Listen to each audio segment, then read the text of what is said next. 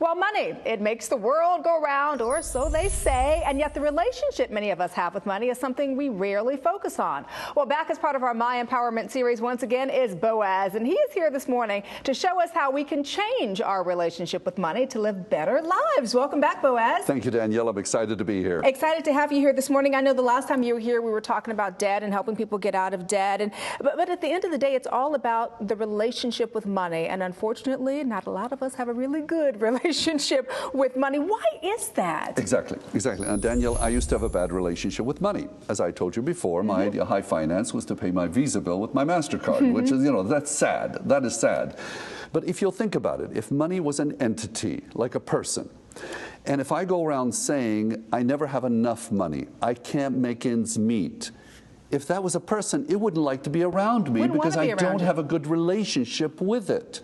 And once I changed my relationship with money, everything changed. I paid off debts. I started attracting money because I made it a good place for money to be in a good relationship with me. Ah, makes sense. So, we do understand that a lot of us have a bad relationship with money.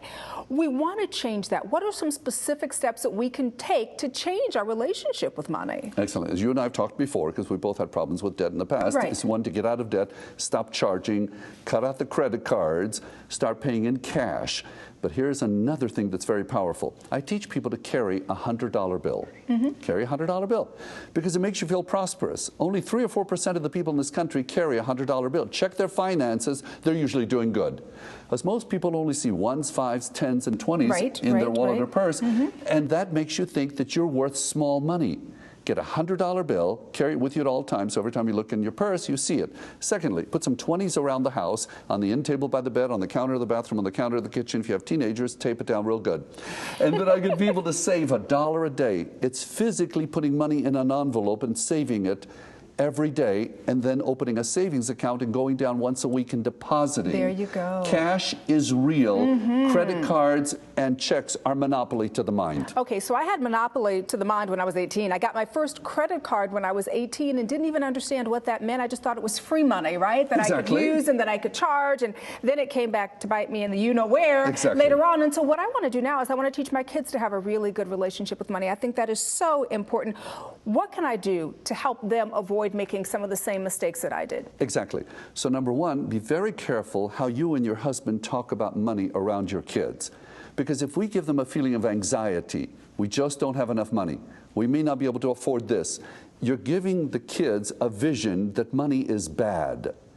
Now, but isn't that being honest with them too? There's nothing wrong about being realistic, but we got to be careful with our words. Gotcha. So if we're always scared about money, they're going to grow up being scared about money.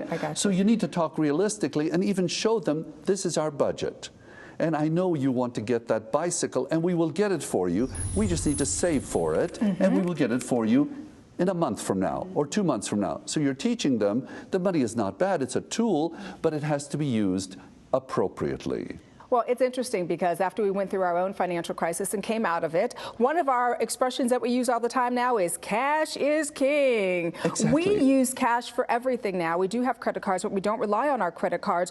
Why do you believe it's so important to save cash on a regular basis? Because again, a credit card and a check to the mind is like a game. And did you notice those credit card companies are so smart? I mean, they'll let you put your favorite NFL football team or your college football team logo right on the credit card. But you're not making that salary. You're not making that NFL. No, but you can cheer them on while you're going to the poorhouse. Right, exactly. And it doesn't seem like you're spending money when you've got that logo on there. And so I also have realized when you pay cash, you suddenly feel this is real money. When I put a credit card down, it's not real money, but the bills are real. So let's talk about some specific resources that we can use to help us get out of debt, because I think how debt affects our relationship in terms of money, unfortunately, it's something that a lot of people in this country, given the recession, given the economy, are dealing with. What are some specific steps we can take today? Exactly. The $100 bill, the 20s around the house, saving $1 a day. A couple of books I want to point out to our audience. This is Think and Grow Rich, written in 1935, still totally applicable today. It's much more than about money. It's an attitude book. It's all about attitude when it comes to money.